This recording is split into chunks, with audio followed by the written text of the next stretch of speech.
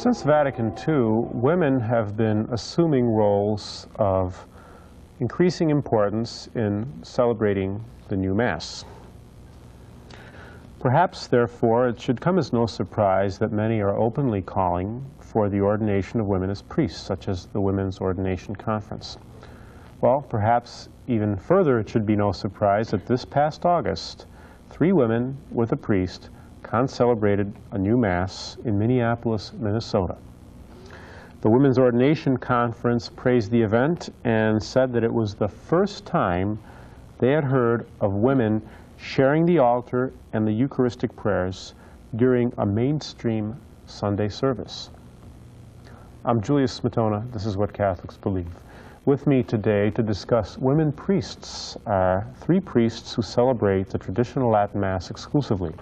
Father William Jenkins, pastor of St. Teresa of the Child Jesus Church in Parma, Ohio, and also principal of St. Gertrude Academy of Cincinnati, Ohio. Father Donald Sanborn, pastor of St. Pius X Church in Warren, Michigan, and Father Clarence Kelly, spiritual director of the Daughters of Mary, a congregation of traditional Roman Catholic sisters in Round Top, New York. Reverend Fathers, just briefly to review, this was the Minneapolis Star-Tribune of August 18th, 1990, Saturday edition, and the headline was "Women Celebrate Masses with Priest." And it said here that these women were said, when Teresa Graham walked into St. Joan of Arc Church in Minneapolis Sunday morning, she expected to read the gospel passages to the congregation and return to her pew. Instead, the Minneapolis woman and 2 other women parishioners may have carved a place for themselves in local Catholic history when they joined a visiting priest in celebrating Mass at the altar during 2 Sunday Masses. And it says further, the small act holds a huge significance for the Catholic movement demanding greater rights for women, including ordination into the priesthood. It is also a direct violation of Catholic doctrine, which permits only ordained priests to celebrate the Eucharist. And at any rate, it said, one man, this woman says, came up to me afterward and said, "This is the most important thing you've ever do in your life."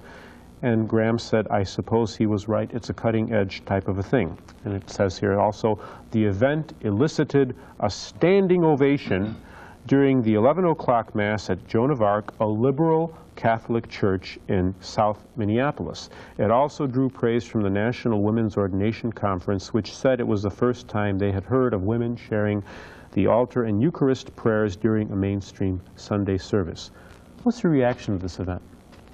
It's just one more sign that the Reformed religion is not the Catholic religion, that the effects of Vatican II have been the corruption of the Catholic faith, and that this is a departure from apostolic doctrine and tradition. It is something unheard of in the history of the Catholic Church, and it is really just one more nail in the coffin of the new religion. If you look in any theology book of the Catholic Church, it excludes explicitly women from the priesthood. And it says that women cannot be validly ordained to be priests.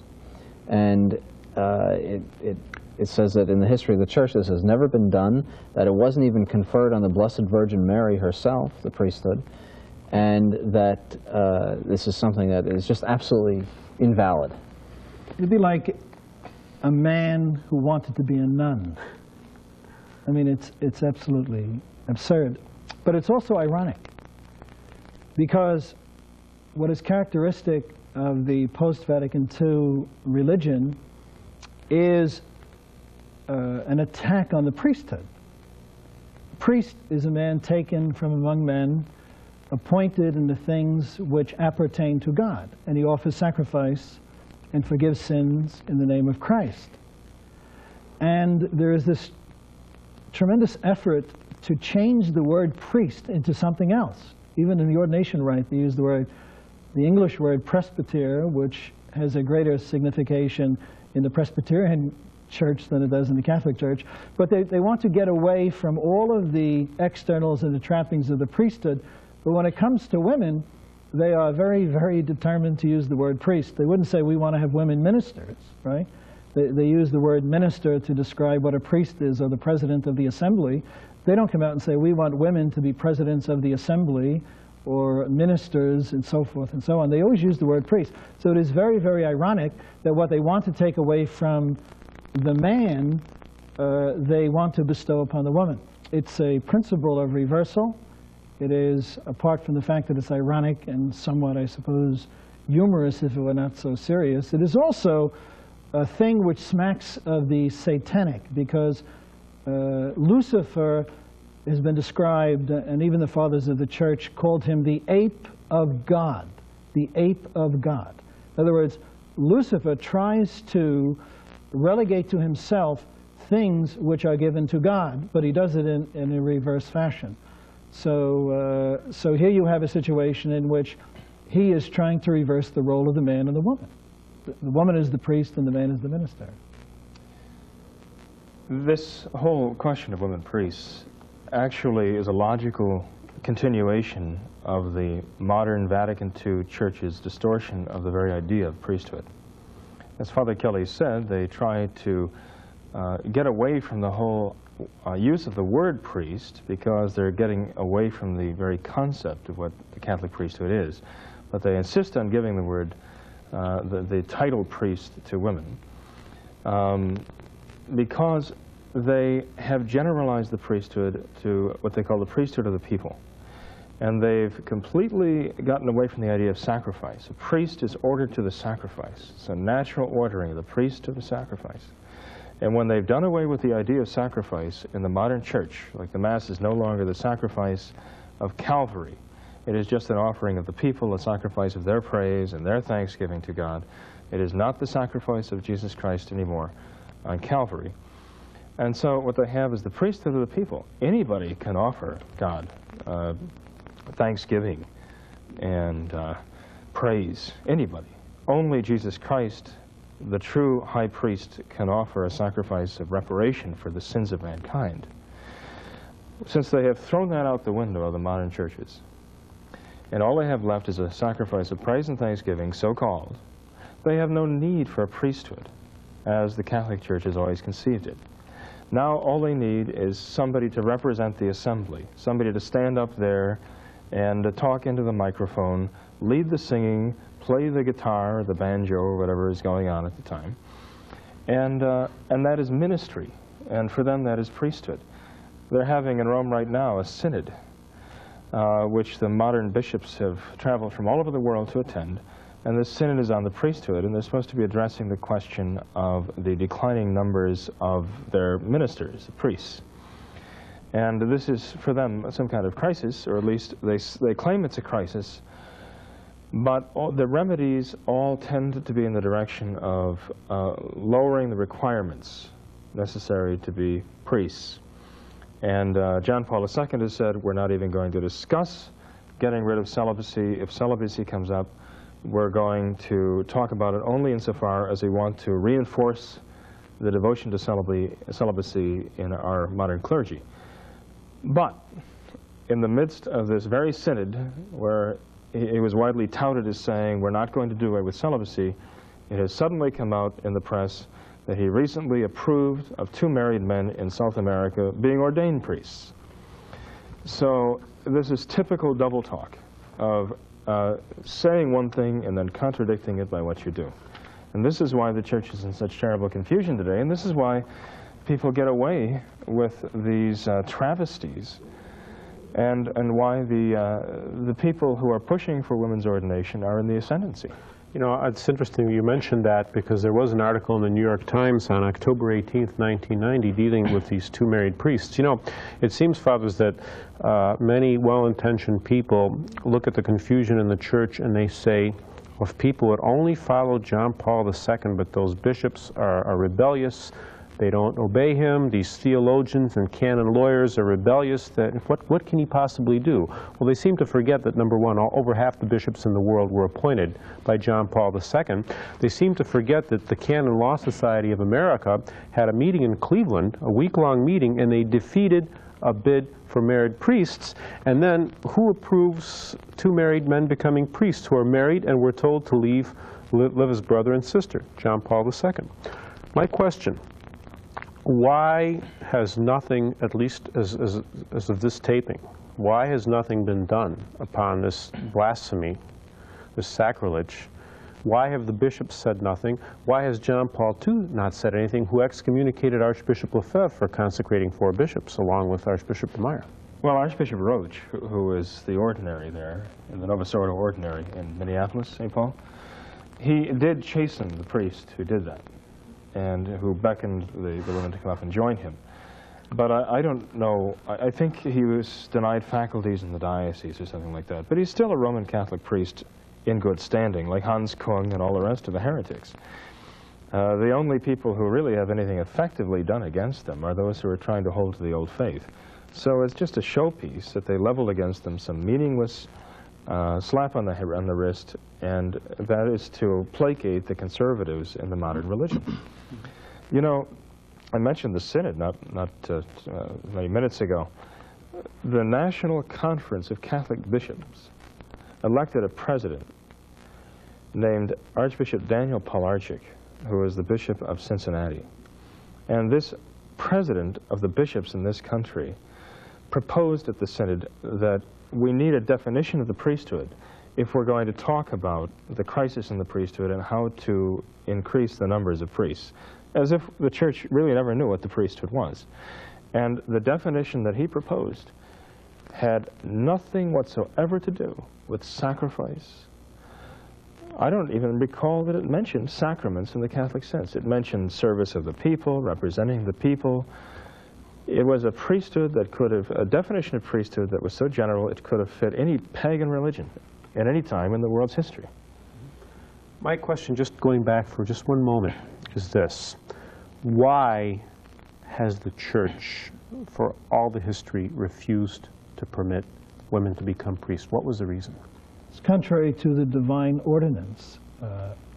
Clearly, priests were men. In Judaism, also, by the way, only men were priests, and clearly in the New Testament, from the very beginning, even, we could say, if you take the Last Supper, at which the apostles were ordained bishops, priests and bishops, the Blessed Virgin Mary, the Mother of God, the exalted Queen of Heaven and Earth, was not even present at the Last Supper, at which time our Lord instituted the New Testament priesthood. So it is the teaching, the infallible teaching of the Roman Catholic Church, that only a man can become a priest. In fact, the problem with Bishop Polarczyk, perhaps, is that he doesn't understand the meaning of the word priest. The definition of a priest, according to the Apostle Paul in his epistle to the Hebrews, is a man taken from among men. So it must be a man taken from among men to represent men in the things which appertain to God. You're watching What Catholics Believe. We're discussing women priests. Going back to our main theme, I was going to ask something which perhaps is related to the question of women priests, and this is divorce. There was a meeting during the week, in middle of October 1990 in Cleveland, of the Canon Law Society of America. And the canon lawyers were addressed by a Reverend Harmon D. Skillen, a pastor and canon lawyer in the Stockton, California Catholic Diocese. And he said that there was an earlier tradition of the Catholic Church that recognized second marriages as illicit but valid. And he said he thinks the restoration of this tradition would provide us with another basis for dealing with people of our own day. Moreover, he said that the former tradition, the first marriage, was regarded as a fragile union which needs special care. To break it and enter a second marriage is against the will of God and is gravely illicit. Yet, he said, the second marriage was sanctioned by the Church until about the 10th century, despite being regarded as being illicit, because, as one pope said, if one, quote, cannot live chastely, it is better that he marry, unquote.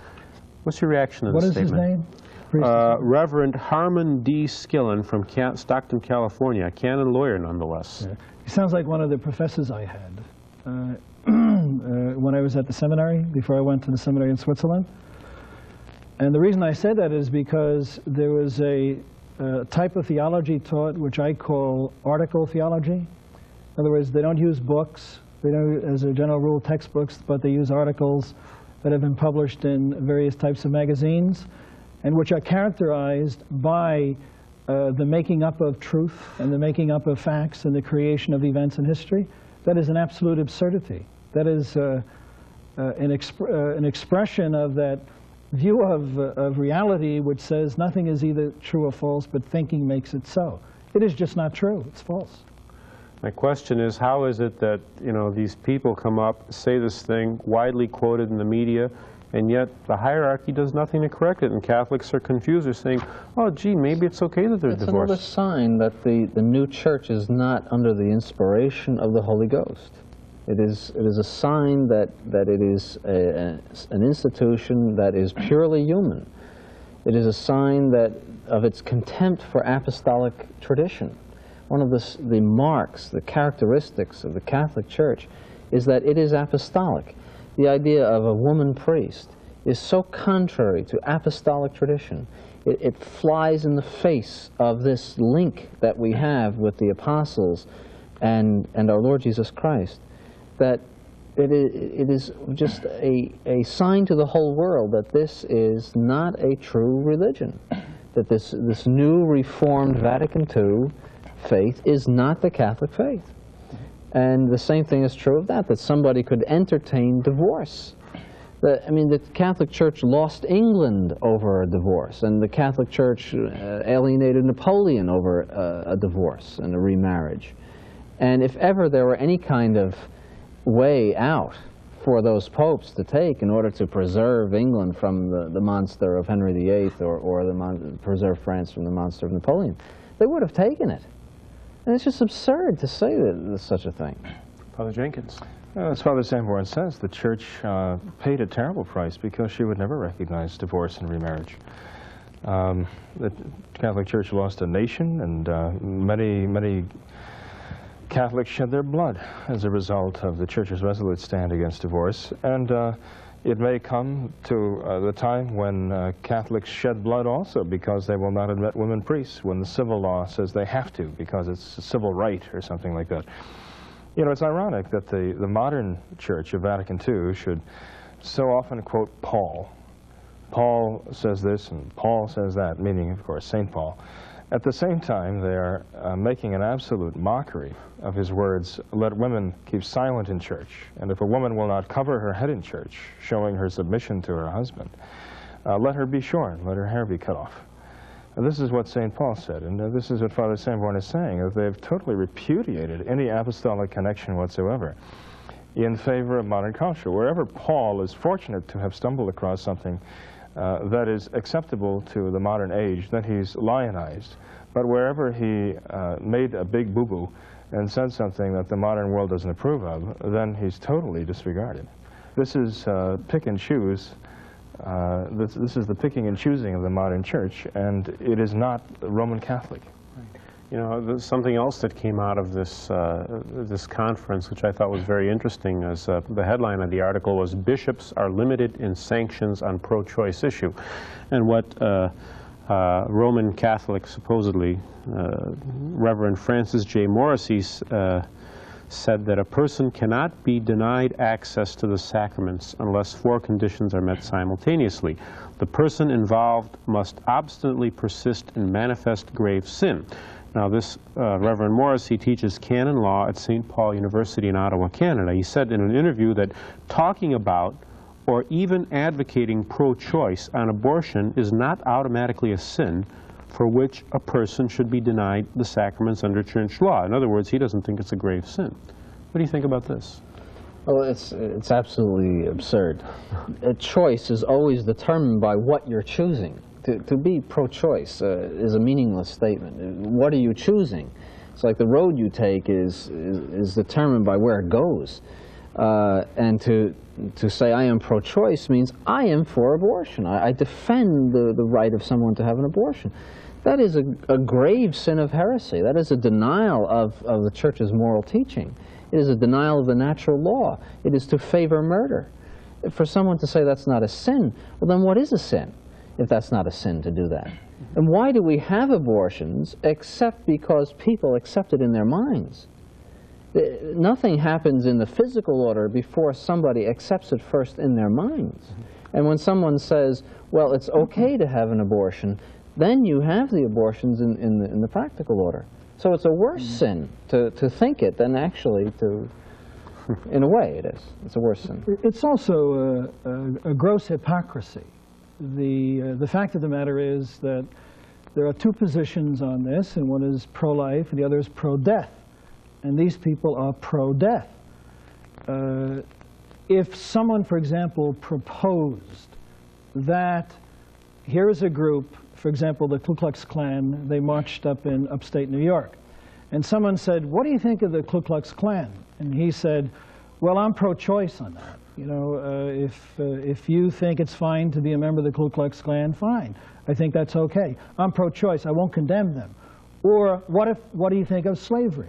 What do you think of the idea of taking a segment of the population, say Asians or blacks or Irish or Italians, and turning them into slaves? Don't you think that should be condemned? And he says, well, you know, in my personal opinion, I think it's wrong, but I'm pro-choice. I don't think that the law should forbid it. It's an absurdity and an hypocrisy. Those who are pro-choice are pro-death. Father Jenkins. The woman priesthood movement is often tied to a naturalistic, almost occult way of thinking. We see in our day a great resurgence in Wicca, which is a witchcraft, and we see a great resurgence for this holistic, one with the earth business, and that manifests itself in various ways. It manifests itself in the worship of the environment, the worship of Mother Earth, and so on. This is all a return to paganism, is all it is. And I fear that the tendency of the woman priest movement is one with this worship of Mother Earth and a manifestation of the return to paganism. You know, my other question I have is as follows. It seems that the bishops have resigned not to do anything, with the one exception, I think, was Bishop Mayer, who was roundly castigated by this Father Morrissey, who said he was especially critical of the now retired Bishop of San Diego, Leo Mayer, who denied now State Senator Lucy Kilea communion when she was running for office last year because of her pro-choice stance. We're getting these elections now where Catholics are openly, quote-unquote, pro-choice. And the people who are supposed to be pro-life, it turns out they're really not pro-life. They say, well, I'm against abortion except in the case of rape or incest or to save the life of the mother. Well, that's totally against Catholic teaching. Why is it that, I mean, not a whimper is coming out of these bishops about that? And yet, we see the bishop releases a detailed statement on the environment where he said, you know, this earth isn't really ours. We share it members of communities which aren't necessarily human. What are we to make of this? Well, these bishops are not interested in man's relationship to God and his way of getting to heaven. They're not interested in that. They are interested in the things of this world. The question of whether abortion is moral or not is to them a very unimportant thing. Morality, that's unimportant to them. They're concerned about the physical things of this world, socialism and environmentalism and things that affect your daily life. But they would consider abortion to be something that is an abstraction of the mind and which is a personal matter. If they had any conscience at all, I mean, just as a normal human being, in their position they would be clamoring against it. But they don't. There are also other implications. For example, in this business of being one with Mother Earth and the earth is not ours and all the rest of that, that is explicitly contrary to the revelation of Almighty God. Man was made for God, and the rest of creation was made for man. Man is not the servant of the earth. The earth is the servant of man. Man is not here for the sake of the earth or the sake of the universe, but the entire universe, the whole universe. If we could reach to the end of the universe or go down to the smallest particle of matter, all of it was made by God for man, and man was made for God. This business of being one with the earth and this sacred character of the earth is, in my personal opinion, a reflection of that reversal of teaching, which is also, at least by implication, satanic. It's a form of paganism. Reverend Fathers, thank you. We're out of time. We need your help.